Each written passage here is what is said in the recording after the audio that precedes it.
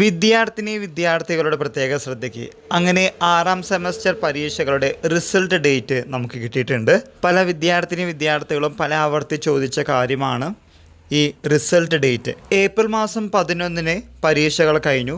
Then April 28 മുതൽ valuation തുടങ്ങി. Then ആ ആഴ്ച അതിൽ തന്നെ മെയ് 1-ാം തീയതി പബ്ലിക് ഹോളിഡേ ആയതുകൊണ്ട് മെയ് 3-നുള്ളിൽ തന്നെ മിക്ക വാല്യുവേഷൻ സെൻറ്ററുകളിലെയും വാല്യുവേഷൻ കഴിഞ്ഞു.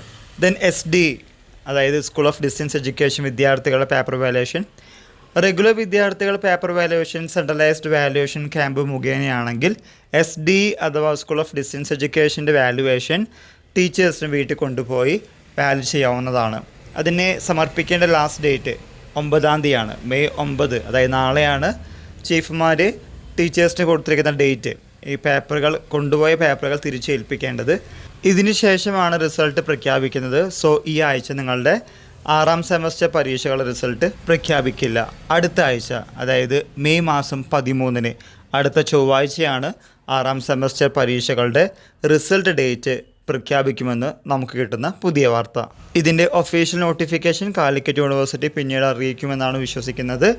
ഇപ്പോൾ കിട്ടുന്ന വാർത്തയ്ക്കനുസരിച്ച് മെയ് 13-ന് 6ാം സെമസ്റ്റർ പരീക്ഷകളുടെ റിസൾട്ട് പ്രഖ്യാപിക്കുമെന്ന് തന്നെയാണ് അറിയാൻ സാധിക്കുന്നത്. നമ്മൾ നേരത്തെ ഒരു വീഡിയോ ചെയ്തിരുന്നു 6ാം സെമസ്റ്റർ അപ്ഡേറ്റ്സ്. അതിൽ ഈ ആഴ്ചയാണ് നമുക്ക് കിട്ടിയിട്ടുണ്ടായിരുന്നത്. എന്നാൽ ചില സാങ്കേതിക കാരണങ്ങളും 6ാം സെമസ്റ്റർ SD വിദ്യാർത്ഥികളെ പേപ്പർ ഏൽപ്പിക്കേണ്ടതും അങ്ങനെയുള്ള പല കാര്യങ്ങൾ കൊണ്ട് മെയ് മാസം 13-നായിരിക്കും 6ാം സെമസ്റ്റർ പരീക്ഷകളുടെ റിസൾട്ട് പ്രഖ്യാപിക്കുന്നത്. കഴിഞ്ഞ വട്ടത്തെ അപേക്ഷിച്ച് പരീക്ഷ കഴിഞ്ഞ് ഇത്ര ദിവസത്തിനുള്ളിൽ റെക്കോർഡ് വേഗത്തിൽ റിസൾട്ട് പ്രഖ്യാപിച്ചു എന്ന കാര്യം ഈ വട്ടം കാലിക്കറ്റ് യൂണിവേഴ്സിറ്റിക്ക് പറയാൻ സാധിക്കുകയില്ല.